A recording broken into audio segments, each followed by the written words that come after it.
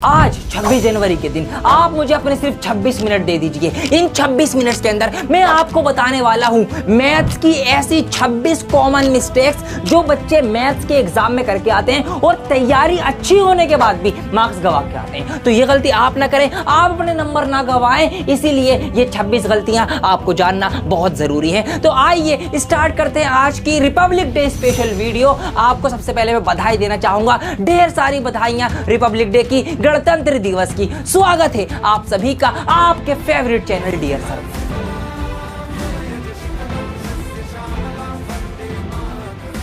So mistake number 1, not reading the questions carefully, कि questions को ध्यान से नहीं पढ़ना। अक्सर बच्चे यही गलती करते हैं, पेपर शुरू होते ही वो चाहते हैं बस जल्दी से हबड़ा दबड़ी मचा दूं, पेपर ना छूट जाए मेरा। किस बात की जल्दी में हो, पेपर शुरू हुआ है ना अभी, सवालों को ध्यान से पढ़ो, ये गलती मत करना। बच्चे क्या करते हैं, हबड़ा दबड़ी में जल्दी जल्दी, क्वेश्चन में पूछा कुछ था, समझ उनको कुछ आया, जल्दबाजी में करके आ गए, गलत कर दिया। सवाल पूछा गया था find the perimeter of square, जल्दबाजी में एरिया का फॉर्मूला लगा के एरिया निकाल के लिख के आ गए। क्या फायदा हुआ? कोई फायदा नहीं हुआ। इसीलिए हर एक सवाल को तसल्ली से पढ़ना है, वो फिर हबड़ा दबड़ी स्पीड दिखाओ कैलकुलेशन में, कैलकुलेशन अच्छी करो अपनी। तो इसीलिए ये पहली गलती आपसे नहीं होनी चाहिए। All right.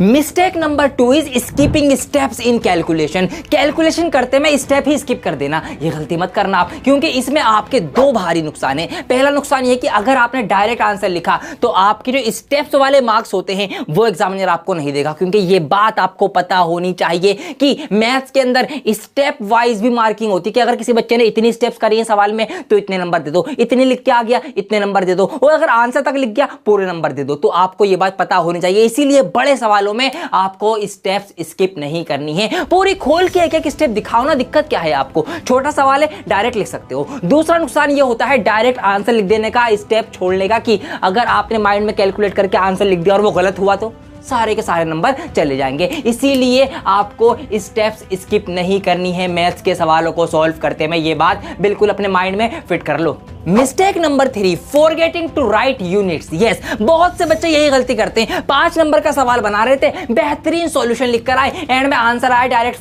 5 लिख के छोड़ दिया, 5 आंसर। अबे 5 है क्या? ये सेंटीमीटर है, ये मीटर है, ये किलोमीटर है, ये स्पीड है, ये मीटर स्क्वायर है, मीटर क्यूब है, क्या है? यूनिट नहीं लिखी, इस चक्कर में आधा नंबर गवा दिया। ऐसे आधे आधे करके अगर 4 यूनिट भी मिस कर दिए पूरे पेपर में, 2 नंबर चले गए। और 88 जो है आपके आ गए, 90 टॉपर के आ गए, 2 नंबर सही, टॉपर बन गया और आप रह गए पीछे। तो भैया ये गलती नहीं करना, यूनिट लिख के आओ, चाहे 1 नंबर का सवाल हो, चाहे 5 नंबर का केस बेस्ड वाला सवाल हो, जो यूनिट है वो आपको लिखकर आनी चाहिए। सवाल के एंड में प्रॉपर लिखकर आना, पूरी यूनिट, सेंटीमीटर में हो, मीटर में हो, किलोमीटर में हो, किसी भी चीज में हो, वजन हो, लिक्विड हो, जो भी, यूनिट लिखना बिल्कुल मत भूलना। Mistake number 4, incorrect application of formula. जी हाँ, बिल्कुल सही सुना आपने, कि आपने जल्दबाजी में फॉर्मूले की एप्लीकेशन गलत कर दी, गलत फॉर्मूला लगा दिया। लगाना ये वाला था, ये वाला लगा दिया। आपको सिलेंडर का वॉल्यूम निकालना था, पाई स्क्वायरेज, आपने कोन का लगा दिया 1/3 पाई स्क्वायरेज। ये 1/3 लगाने से या 1/3 हटाने से पूरा फॉर्मूला बदल गया, शेप बदल गई, जज्बात बदल गए, हालात बदल गए, सब कुछ बदल गया, आंसर बदल गया।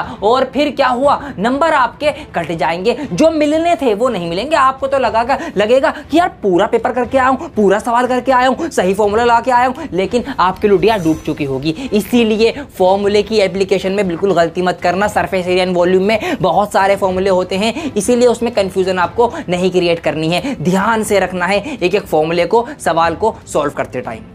5वीं गलती जो आपकी है वो है साइन एरर्स को चेक ना करना। यस, कई बार अलजेब्रिक एक्सप्रेशंस और क्वाड्रेटिक इक्वेशंस सॉल्व करने में बच्चे क्या गलती करते हैं कि प्लस और माइनस के साइन में गलतियां कर देते हैं। कहीं पर एक्सप्रेशन के बाहर माइनस लिखा हुआ है और ब्रैकेट बंद है, तो सब में वो माइनस की मल्टीप्लाई होगी, फिर सबके साइन चेंज होते हैं। लेकिन कई बार बच्चे वो एक ब्रैकेट ना लगाकर सबसे बड़ी गलती कर देते हैं। वो माइनस फिर वो समझते हैं सिर्फ पहले टर्म की है, बाकी नंबर को वो कुछ भी नहीं करते, उनके साइन चेंज नहीं करते, और फिर सवाल गलत हो जाता है। तो अगर एक्सप्रेशन में कहीं पर माइनस पहले आ रहा है या प्लस माइनस के बहुत सारे टर्म्स एक साथ लिखे हुए हैं, पॉलिनोमियल हो सकता है, लीनियर इक्वेशंस हो सकती हैं, क्वाड्रेटिक इक्वेशंस हो सकती हैं, अरिथमेटिक प्रोग्रेशन में हो सकती हैं, तो ये गलती आपको नहीं करनी। साइन की गलती मत करना। तो ध्यान दे लेना, एक बार जो प्लस माइनस आप सॉल्व कर रहे हो, सारे साइन को आप ट्रीटमेंट दे रहे हो या नहीं दे रहे हो, ये गलती आपके नंबर कटवाने से आपको बचा सकती है। छठी गलती जो बच्चे अक्सर एग्जाम में करते हैं वो है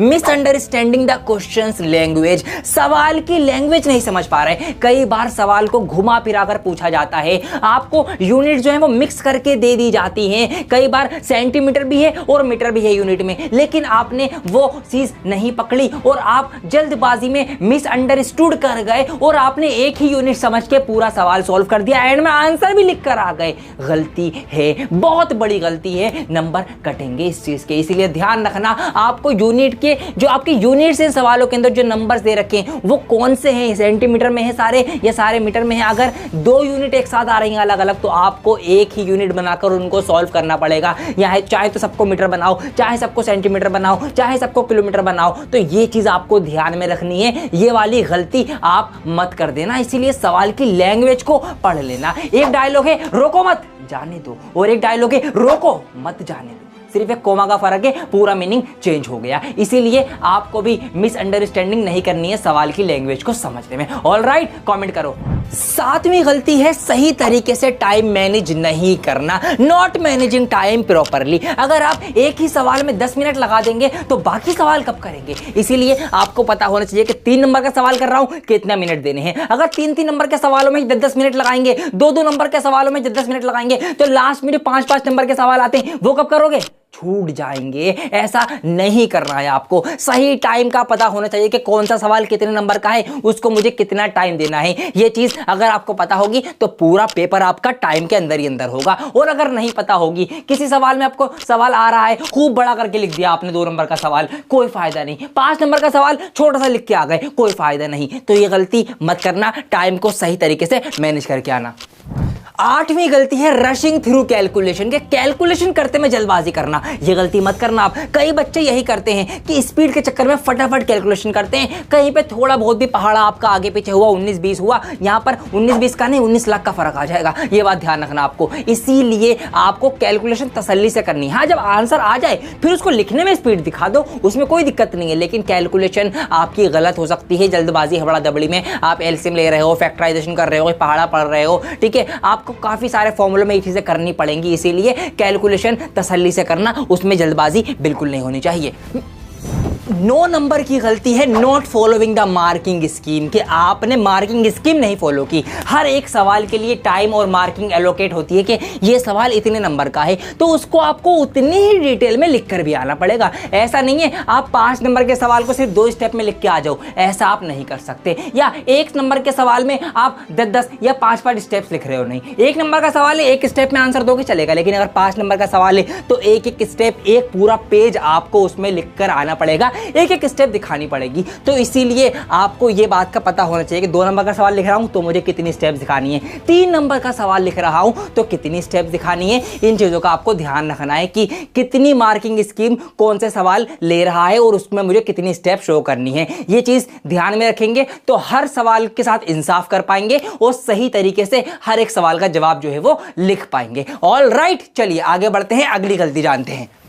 सो mistake number 10 is not revising thoroughly, के ठीक तरीके से रिवीजन ना करके एग्जाम देने जाना। बच्चे ठीक से अगर रिवीजन नहीं करते ना, उन्होंने थोड़ा बहुत ही पढ़ा है, अब वहां पर सवाल आ गया क्वाड्रेटिक इक्वेशन का, क्वाड्रेटिक इक्वेशन बनानी है या वर्ड प्रॉब्लम सॉल्व करनी है, उससे इक्वेशन क्रिएट करनी है। अब रिवीजन तो करा नहीं है ना, वहां फंस गया, यार इसमें क्या करूं, कौन सी स्टेप थी, क्या पहले करना था, मल्टीप्लाई करनी थी या पहले कॉमन लेना था, पहले मुझे क्या करना था, वहां पे वो भटक जाएगा। तो इसीलिए आपको रिवीजन करना है बेहतर से बेहतर।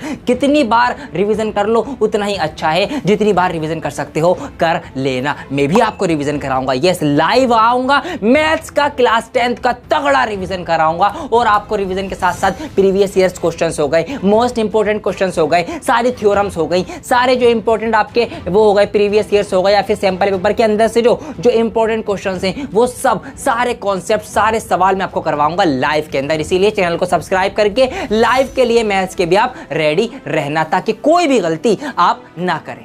Mistake number 11, ignoring importance diagram. जी हाँ, बिल्कुल बिल्कुल सही सुना आपने, इग्नोरिंग इंपॉर्टेंस डायग्राम। कई बार बच्चे ये गलती कर देते हैं, फिगर और डायग्राम बनाना भूल जाते हैं। कोऑर्डिनेट ज्योमेट्री हो गई, ट्राइंगल हो गई, एरियाज रिलेटेड टू सर्कल हो गया, या सरफेस एरिया एंड वॉल्यूम हो गए। ये ऐसे सवाल है जिसके अंदर से अगर बड़े बड़े सवाल आएंगे तो इसमें आपको इनकी फिगर भी बनानी पड़ेगी, उसमें मेजरमेंट भी लिख के आनी पड़ेगी। ये मैंने लंबाई, ये मैदान है खेत का, ये इसकी लंबाई, ये चौड़ाई, ये पानी की टंकी है, ये रसगुल्ला है, ये कैप्सूल है, इतना लंबा, इतना चौड़ा, इतना मोटा, ये सब लिख के आना पड़ेगा। अगर आप ये करके नहीं आ रहे तो अपने सवाल को इनकम्प्लीट छोड़ के आ रहे हो, अपने नंबर कटवाने वाली गलती करके आ रहे हो। तो आई होप कि अब ये जानने के बाद आप ये गलती नहीं करेंगे। जिसमें भी सवाल में अगर डायग्राम, कुछ शेप आपको बताई गई कि ऐसी कोई शेप है और वहां पे नहीं बनी हुई अगर क्वेश्चन पेपर में, तो आप बना के आ जाना, 1-1.5 मिनट लगेगा, बना के आ जाओगे, अच्छा इंप्रेशन पड़ जाएगा एग्जामिनर के ऊपर। इसीलिए ये वाली गलती आपसे नहीं होनी चाहिए। नहीं होगी ना, कमेंट करके बताओ।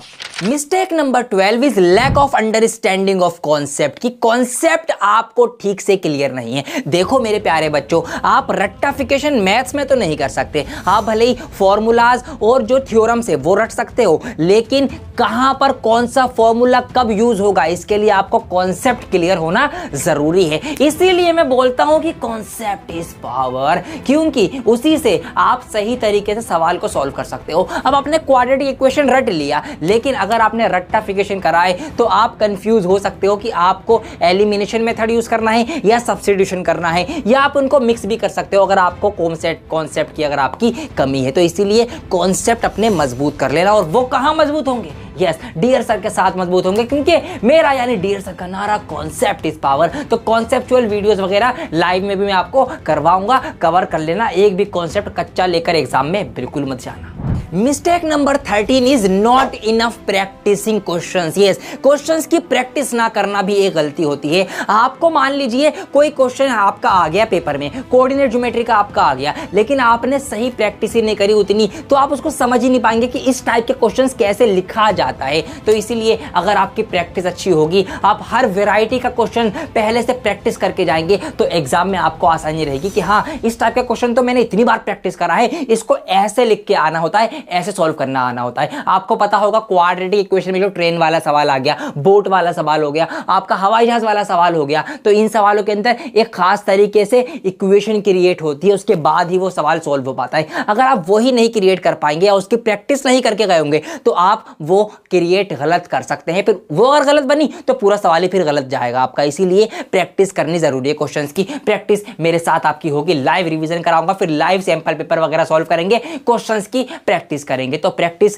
करना अकेले खुद भी करनी है और मेरे साथ भी करनी है लाइव में आकर। इसीलिए प्रैक्टिस आपकी अच्छी होनी चाहिए। ये गलती आप लोग बिल्कुल मत करना कि बिना प्रैक्टिस के एग्जाम देने जाओ। मिस्टेक नंबर 14 है confusing trigonometric identities. Yes, trigonometric identities में कंफ्यूज होकर गलत फॉर्मूला लिख कर आना, या गलत ट्रिग्नोमेट्रिक टेबल की जो रेशो वाली वैल्यूज हैं वो लिख कर आना एंगल्स की, ये गलती बहुत कॉमन बच्चे करते हैं। इसीलिए आपको ट्रिग्नोमेट्री की टेबल बिल्कुल रवा होनी चाहिए, बिल्कुल ध्यान होनी चाहिए यहां, और आपकी जबान पे बिल्कुल होनी चाहिए कि sin 60 पूछा है तो फटाक से sin 60 का एंगल लिख दूं। ये चीजें आपको पता होनी चाहिए। ट्रिग्नोमेट्रिक टेबल याद करने की शॉर्ट ट्रिक की ये वाली वीडियो आप देख सकते हैं, इसके अंदर मैंने आपको शॉर्ट ट्रिक बताई है। ये टेबल बहुत जरूरी है। और इसके अलावा जो ट्रिग्नोमेट्री के फॉर्मूलाज हैं वो आपको अच्छे से याद होना चाहिए, पता होना चाहिए कौन से फॉर्मूला क्या है और कैसे इसका यूज होना है या कैसे इसको एक्सपेंड किया जाता है। तो ट्रिग्नोमेट्री में अच्छे से टाइम लगा लेना, क्योंकि काफी सवाल आपके आएंगे, लॉन्ग क्वेश्चन भी, शॉर्ट क्वेश्चन भी, हर वैरायटी में आपको ट्रिग्नोमेट्री के क्वेश्चन देखने को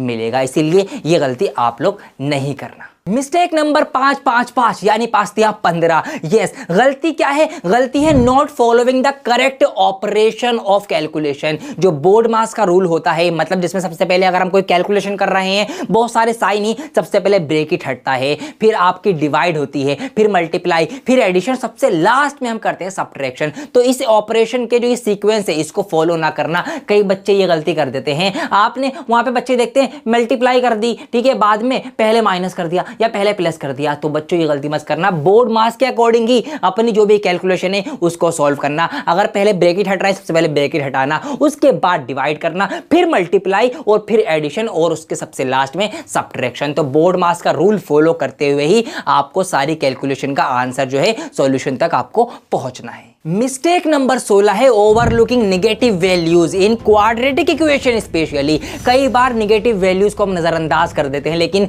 ये गलती आप मत करना, क्योंकि कई बार उनमें से भी आंसर आपको मिल सकता है। क्वाड्रेटिक इक्वेशन के अंदर हम रूट्स निकालते हैं, तो नेगेटिव रूट्स भी निकाल के देखना, क्या पता उसमें से आंसर आए। तो नेगेटिव वैल्यूज उसके अंदर हो या कोई दूसरी एक्सप्रेशन है, एपी सॉल्व कर रहे हैं, कोई माइनस का नंबर है, तो उसको भी ठीक से खोल लेना, क्या पता उस माइनस की वजह से आपका पूरा का पूरा जवाब चेंज हो जाए। तो नेगेटिव वैल्यू को नेगेटिव है यार, इसमें आंसर नहीं होगा, इसको हटा, इसको अगला कर, ये गलती मत करना, क्योंकि कई बार आंसर वही हो सकता है जहां पर हम सोच भी नहीं सकते। इसीलिए नेगेटिव वैल्यूज को भी हमें ध्यान से देखना है और चेक करते हुए चलना है आंसर निकालते टाइम।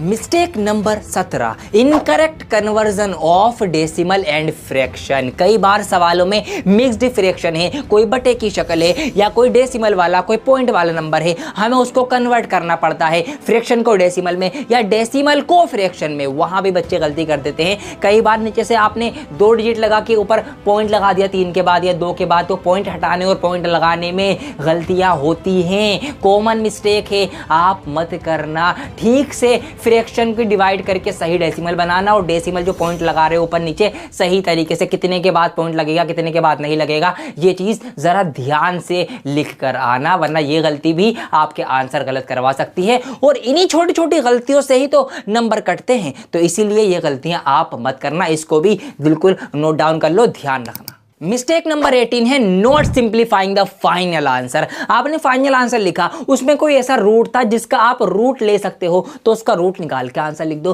कोई फ्रैक्शन आई जो कट सकती है और ज्यादा रिड्यूस हो सकती है, तो उसको और ज्यादा काट के सिंपलेस्ट फॉर्म में लिख देना। ये चीज कर लोगे तो आपका आंसर और ज्यादा प्रेशियस और ज्यादा सिंपल और छोटा होकर आएगा। तो इसका भी आपको ध्यान रखना है कि अगर फाइनल आंसर में भी कुछ कट पिट सकता है, कोई रूट नजर आ रहा है वो खत्म हो सकता है, कोई नंबर ऊपर नीचे है वो डिवाइड हो सकते हैं, तो करना, करो फिर। 19वीं गलती ऐसी है कि 90% से ज्यादा बच्चे करते हैं क्या, कि misunderstanding the questions requirement. Questions की जरूरत क्या है नहीं समझ पाते, क्वेश्चन आपको कंफ्यूज कर रहा होता है, घुमा के आपसे पूछा गया होता है। जैसे कि क्वाड्रेटिक इक्वेशन में एज वाले सवाल आ गए कि 5 साल पहले एक पिता का बेटा जो है अपने पिता की एज का इतने गुना था, 3 साल बाद वो पिता इतने गुना हो गया। वहां बच्चे कंफ्यूज हो जाते हैं, कौन किसका कितना गुना क्या हो गया। ठीक है, तो ये गलती आप मत करना। कई बार बच्चे इन चीजों में फंस जाते हैं। सम का सवाल है, सम के सवाल में वो प्रोडक्ट लगा के आ गए, प्रोडक्ट निकाल के आ गए एपी वगैरह के अंदर, तो इसीलिए आपको सवाल तसल्ली से आराम से पढ़ लेना, क्या पूछ रहा है ये जान लेना, कौन किसका कितना गुना है। सम पूछ रहा है, सम निकलवा रहा है, प्रोडक्ट निकलवा रहा है, nth टर्म निकलवा रहा है। कई बार एपी में भी होते हैं ऐसे सवाल कि ये वाली एपी और ये वाली एपी का सम इस वाली एपी और इस वाली एपी के सम से इतना गुना है इतना कम है, वहां बच्चे घूम जाते। तो आपको वो चीजें बहुत ध्यान से समझनी है कि किसका कौन कितना गुना है, क्या चीज हमसे पूछ रहा है, एग्जैक्टली निकालना क्या है ये आपको पता होना चाहिए, ये गलती मत करना। मिस्टेक नंबर 10 यानी 20, incorrect use of tables and graph. कई बार बच्चे ग्राफ या टेबल लिखने में गलती कर देते हैं। कैसे, जल्दबाजी में x इक्वल टू 2 पर प्लॉट करना था, लेकिन नजर आया 2 पे कर दिया, कौन सा 2 निकला, वो y एक्सिस का 2 निकला। तो इसीलिए आपको x एक्सिस y एक्सिस उनके 2 दोनों में है, -2 दोनों में है, ध्यान रखना है कौन सा वाला 2 पूछ रहा है, ये पहले वाला है, बाद वाला है, x एक्सिस वाला है, y एक्सिस वाला है। ऐसे ही जो टेबल्स वगैरह होती हैं, पहाड़े हो गए या कैलकुलेशन हो गई, आपको उन ग्राफ्स को मिनी मीडियन मोड के जो ग्राफ्स हो गए, फ्रीक्वेंसी बना रहे हो, fx बना रहे हो, ci fi बना रहे हो, तो आपको क्लास इंटरवल लिख रहे हो, इनमें कंफ्यूज नहीं होना है। गलत तरीके से मत पढ़ लेना, मीडियन क्लास गलत मत निकाल देना, मॉडल क्लास गलत मत निकाल देना, आपको ये सब चीजें गलत नहीं करनी है। तो ये बातों का आपको ध्यान रखना है कि सही ग्राफ प्लॉट करना है। ग्राफ को और टेबल वगैरह जो भी आएंगी सब आपके एग्जाम में, मेन मीडियन मोड की हो या किसी भी जिसकी हो गई, उनको सही तरीके से समझना है, सही तरीके से पढ़ना है और उसमें से सही तरीके से उनकी वैल्यूज पुट करनी है। मिस्टेक नंबर 21 में क्या है गलती, आपको रफ वर्क को इग्नोर नहीं करना है। यस, रफ वर्क आपको लिखना है, आराम से एक एक कैलकुलेशन कर रहे हैं ना, रफ वर्क में जाइए, पीछे के पेज पे आराम से करिए, उससे आप अपनी जो कैलकुलेशन है उसको मैनेज कर सकते हैं। हर चीज दिमाग में करने की कोशिश ना करें। रफ वर्क है, टाइम है, पेज है पीछे, वहां पे तसल्ली से करो, तो उससे आपकी जो कैलकुलेशन है वो सही होने के चांसेस जो है वो काफी % से बढ़ जाएंगे। इसलिए अपने रफ वर्क को भी मैनेज करके चलना। और मिस्टेक नंबर 22 है कि अपनी जो कैलकुलेशन है उनको पेपर पूरा होने के बाद रीचेक ना करना। यस, आपको पेपर को पूरा रिविजिट करना है। जब पेपर पूरा हो जाए तो आपको सारी कैलकुलेशन से एक बार चेक कर लेनी है कि किसी सवाल में कहीं पर कोई कैलकुलेशन आपने गलत तो नहीं करी जिसकी वजह से आपने गलत जवाब लिख दिया हो। अभी एक मौका है आपके पास, पेपर आपके हाथ में है, फ्यूचर आपके हाथ में है, अभी आपने एग्जामिनर को दिया नहीं है, टाइम खत्म हुआ नहीं है, तो आपको क्या करना है, एक बार उस पेपर को पूरा सारी कैलकुलेशन चेक कर लेना, एक एक पेज पलट पलट के देख लेना कि हर एक सवाल में जहां भी कैलकुलेशन का पार्ट है सही मल्टीप्लाई हो रही है ना, सही डिवाइड हो रही है ना, सही आपने काटा है ना, सही आंसर लिखा है ना, कोई यूनिट छूट तो नहीं गया है ना। हर एक चीज पेपर की आपको चेक करनी है एग्जामिनर को देने से पहले, क्योंकि अभी आपके हाथ में है, अभी बेटी बाप के घरे विदा नहीं हुई है। ये बात ध्यान रखना, ये गलती नहीं करना। 23वीं गलती है कि forgetting to mention important assumptions, कि अगर आपने सवाल में कुछ एजम्पशंस लिखी हैं, कुछ एज्यूम करा है, तो उसको साइड में उस स्टेप के बाद ब्रैकेट बना के लिख कर आना कि मैंने ये माना है या ये आंसर इस फॉर्मूले की वजह से आया है। जैसे prove that root 5 is irrational या prove that root 3 is irrational. इस सवाल में हम एजम्पशन करते हैं ना कि लेट रूट 3 इज इरेशनल, तो एजम्पशंस लिख के आनी है। आपने हाइट एंड डिस्टेंस के अंदर अपने पास से ना कोई ऊंचाई मानी, कोई टावर माना या कुछ माना, या फिर आपने कंस्ट्रक्शन के अंदर कोई पैरेलल लाइन खुद से ड्रॉ करी ट्रायंगल वगैरह के अंदर या कंस्ट्रक्शन के अंदर, ठीक है, जो कोई फिगर के अंदर, तो वो मेंशन करना कि कंस्ट्रक्शन के अंदर ये चीज मैंने अपने पास से कंसीडर करी है या ये चीज हमने एज्यूम करी है या ये वाली स्टेप इस फॉर्मूले की वजह से आई है या ये इस वजह से ऐसा हुआ, ये वर्टिकली अपोजिट एंगल है, यहाँ पे अल्टरनेट एंगल का क्राइटेरिया लगा है, यहाँ पर ये वाली सिमिलैरिटी लगी है। तो जो भी चीज लगा रहे हो ना उसको मेंशन कर देना ताकि एग्जामिनर को पता चल जाए अच्छा ये बच्चे ने करा है और इसका रीजन ये दिया है।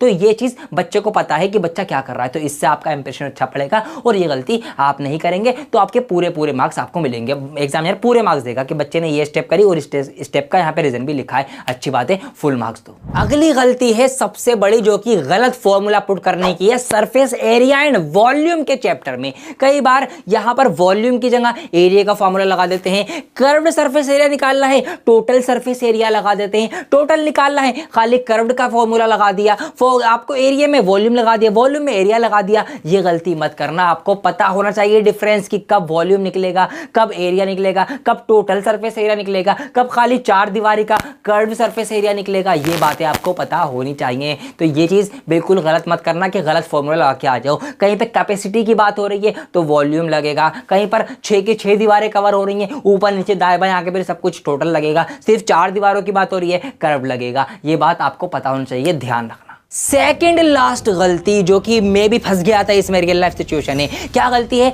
कि कोई सवाल मुश्किल आ गया, हम उसमें अटक गए और वहीं अटके रह जाते हैं। ये गलती मत करना। अगर 5 नंबर का बड़ा सवाल कर रहे हो उसमें स्टक हो गए, छोड़ दो भाई, मत लगो, ज्यादा टाइम मत लगाना उसमें कि सोचे जा रहे हैं यार कहाँ गलती कर दी, क्या कैलकुलेशन, मत करना। 1-2 मिनट में आगे बढ़ पाते हो, सही बात है, वहीं उसको छोड़ दो, रिविजिट बाद में देखूंगा उसको, फिर बाकी सवाल उसकी जगह छोड़ दो। एक आधे पेज की जितने में लग रहा है आंसर आ जाएगा वो फिर अगला सवाल अगले पेज से करने लग जाओ। क्योंकि कई बार बच्चे गलती करते हैं, अटक गए उसमें लगे पड़े, यार कुछ गलती हुई है, करके देखता हूँ, निकाल लूंगा, हो जाएगा, इस चक्कर में 10-15 मिनट निकाल देते हैं वो और वहां पे फिर आगे के सवाल छूट जाते हैं। तो अगर किसी सवाल में अटक जाओ, मुश्किल लगे, नहीं हो पा रहा, नहीं समझ में आ रहा, माइंड ना वहां ब्लैंक हो जाता है। गलती आपकी नहीं, माइंड ब्लैंक हो गया, वो सोच ही नहीं पाएगा, उस सवाल को वहीं छोड़ो, आगे कुछ और सवाल करो, फिर 10-15 मिनट बाद लौट घूम के आओ, क्या पता बाद में फिर आपके माइंड में आ जाए कि हाँ यार इसमें ये चीज ऐसे करनी थी या ये गलती थी, खुद पकड़ में आ जाएगी। लेकिन फंसना नहीं है सवाल में, अटक गए, छोड़ो सवाल, अगला सवाल करो। और लास्ट गलती है पैनिकिंग ड्यूरिंग एग्जाम, के एग्जाम देते टाइम पैनिक मत होना प्लीज। कई बार जो शुरू के 15 मिनट मिलते हैं पेपर पढ़ने के, बच्चे देख के घबरा जाते हैं, यार पेपर मुश्किल आ गया, फंस गया, मैं तो गया, लुटिया डुबई फेल हो गया। पैनिक मत करना, गलतियां छोटी मोटी होना आम बात है, नॉर्मल बात है, कहीं पे थोड़ा बहुत कट लग गया कोई बात नहीं, घबराना नहीं है। पेपर मुश्किल लगे, सवाल में फंस जाओ, बिल्कुल भी पैनिक नहीं करना है, डीप ब्रीथ करना है, सांस लो, आराम से डीप ब्रीथ करो, वो पैनिक होके काम मत करो, आराम से तसल्ली से पेपर करो, घबराना नहीं है। थोड़ी बड़ी गलतियां हो सकती हैं, कोई दिक्कत की बात नहीं है, लेकिन आप पैनिक नहीं होंगे, वरना पूरी परफॉर्मेंस आपकी सारी तैयारी खराब हो जाएगी। आपका दिमाग फिर वैसे काम भी नहीं कर पाएगा जैसे तैयारी आपको करके जानी चाहिए थी या जैसे लिख के आना चाहिए था। इसीलिए पैनिक मत करना, कैसी भी सिचुएशन हो बिल्कुल भी घबराना नहीं है, तसल्ली से बहुत काम रहने की आपको कोशिश करनी है एग्जाम देते टाइम। तो मेरे प्यारे बच्चों और बच्चियों, मेरे भाइयों बहनों, कैसी लगी आपको ये वीडियो? यहाँ मैंने आपको बताई हैं 26 जनवरी के इस अवसर पर 26 मैथ्स की ऐसी कॉमन गलतियां जो अक्सर बच्चे करते हैं। ये मैंने खुद भी ऑब्जर्व करी है, क्योंकि पिछले 10 साल से मैं पढ़ा रहा हूँ, स्पेशलाइज्ड मैथ्स का टीचर हूँ, प्रोफेशनल डिग्री है टीचिंग की मेरे पास, तो मुझे पता है ये गलतियां होती हैं और मैंने आपको इसीलिए ये बता दी हैं ताकि आप ये गलतियां ना करें और अपनी तैयारी में और अपने रिजल्ट में अच्छे से अच्छा आप ऐड ऑन कर पाएं, अच्छे से तैयारी करके जाएं और कम से कम गलतियां एग्जाम में करके आएं। इसीलिए ये वीडियो आपके लिए बहुत हेल्पफुल साबित रहेगी। ध्यान रखना, ये 26 की 26 गलतियां, इसमें से कोई गलती नहीं होनी चाहिए आपसे। वीडियो को लाइक कर दीजिए, कमेंट कर दीजिए और वीडियो को शेयर कर दीजिए सभी क्लास 10th के स्टूडेंट्स के बीच में। और एक बात आपको और ध्यान रखनी है कि मुझे कमेंट करके बताइए लाइव सेशन किस तरह से प्लान करने की हम ट्राई करें। क्या रिवीजन पहले कराएं? ये जो मोस्ट इंपॉर्टेंट आपके PYQs हो गए, कॉम्पिटेंसी बेस्ड हो गए,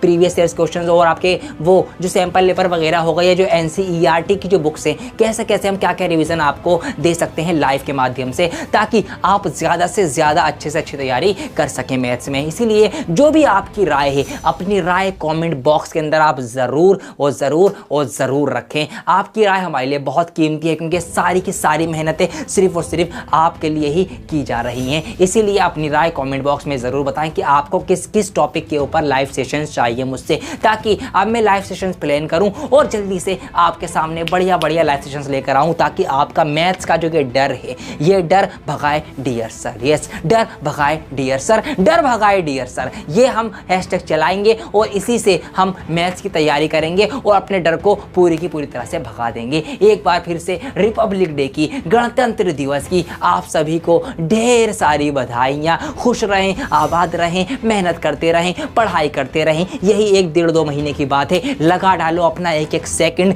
यूटिलाइज कर डालो, रिजल्ट अच्छा बन जाएगा, जिंदगी में आगे कुछ कर जाओगे। हमें भी खुशी होगी कि हमारे पढ़ाई हुए बच्चे आगे निकल गए, कुछ कर लिया, कुछ बड़ा उखाड़ दिया, अच्छी अच्छी जगहों पर पहुंच गए हैं। इसीलिए मेहनत करते रहें। कोई भी घबराहट होती है, हमसे बात करना चाहते हैं, हमारा इंस्टाग्राम जो प्लेटफॉर्म है वहां पर जाके आप हमसे बातचीत करके अपना जो दिल है वो हल्का कर सकते हैं। वहां पर आपको भी थोड़ी सी टेंशन कम होगी, बेहतर फील होगा। हमसे जुड़े रहने के लिए बहुत बहुत आपका धन्यवाद। जय हिंद। ओ माई मेरी क्या फिक्र तुझे, क्यों आंख से दरिया बहता है। तू कहती थी तेरा चांद हूँ मैं और चांद हमेशा रहता है।